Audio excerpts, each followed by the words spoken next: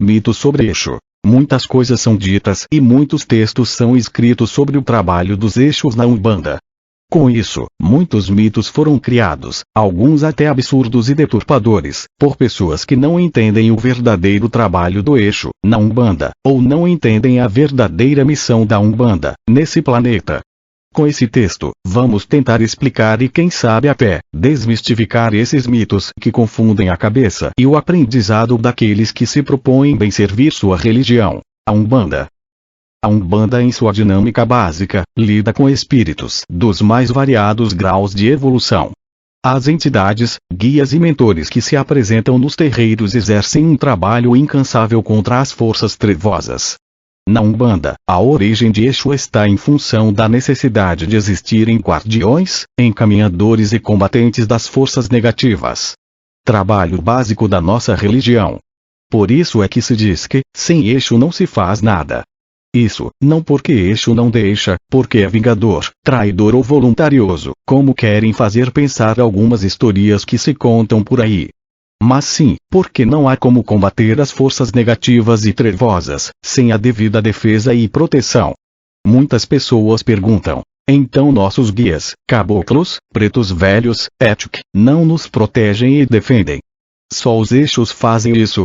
E a resposta vem da própria espiritualidade. Logicamente que os guias lhes defendem e lhes protegem, entretanto, cabe a Exu o primeiro combate, o combate direto contra as energias que circulam no astral inferior. Esta é a especialidade de Exu, pois ele conhece profundamente todos os caminhos e trilhas desse ambiente energético. É a sua função primeira. Tudo na Umbanda é organizado, coerente e lógico. Outro mito, que muito confunde os iniciados na religião, diz respeito à confiabilidade de Exu. Muitas pessoas, que vão a um terreiro em busca de ajuda ou socorro para assuntos materiais e até espirituais, são surpreendidos, quando em consulta, lhes é dito que estão sendo vítimas de trabalho feito, que esse trabalho foi feito por um Exu, e outros vão mais além, dizendo que o Exu malfeitor é o senhor fulanos de tal, geralmente um Exu famoso, de nome e infama conhecidos. Bom, aí vem a incoerência. Se nós, dirigentes e orientadores espirituais, falamos que Exu não é traíra, é combatente das forças trevosas, conhecedor e manipulador dos segredos da magia. Como pode, esse mesmo Exu, ser aquele espírito que usa indevidamente seus poderes e conhecimentos para prejudicar pessoas indefesas? Como pode esse mesmo Exu não ter nenhuma aspiração evolutiva, ser manipulado pela vontade das pessoas que desejam prejudicar seus semelhantes, a bel prazer? Como pode esse mesmo Exu usar seus conhecimentos e poderes contra si próprio, já que, com certeza, arcará com as consequências dos seus atos?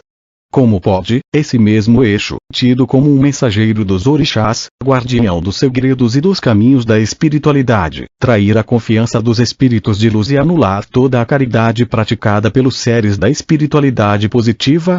A resposta é uma só e unânime. O tal trabalho feito não foi realizado por um Exu e sim por um obsessor, agente das forças negativas e trevosas que se fez passar pelo senhor fulanos de tal. Aliás, obsessor pode se fazer passar por tudo, inclusive por um mensageiro de orixá, caboclo, preto velho, etc. Cabe ao dirigente espiritual, ou aos médiuns mais preparados e evoluídos, desvendarem essa farsa, até porque não existe farsa perfeita, sempre haverá um detalhe, ou momento, em que a casa cai e a farsa é descoberta.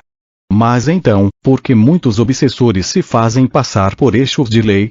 Porque em alguns casos, ou em algumas casas, a farsa não é descoberta, e os nossos amigos e protetores, Exus de lei, acabam sendo acusados ou confundidos, como malfeitores, desonestos, traíras, etc. Na maioria dos casos, isso acontece por causa de médiuns invigilantes. Médiuns despreparados e pouco compromissados com o astral superior. Médiuns orientados e treinados por dirigentes também, despreparados e pouco compromissados. Muitos médiuns e dirigentes procuram e buscam nos terreiros uma forma de satisfazer as suas baixas aspirações, como válvulas de escape para fazerem incorporados, o que não tem coragem de fazer de cara limpa. Médiuns de moral duvidosa, que se aproveitam da condição de incorporados para gritar, falar palavrões, beber e fumar exageradamente, dançar de forma grotesca para uma casa religiosa e praticar atos pouco aceitáveis em situações normais.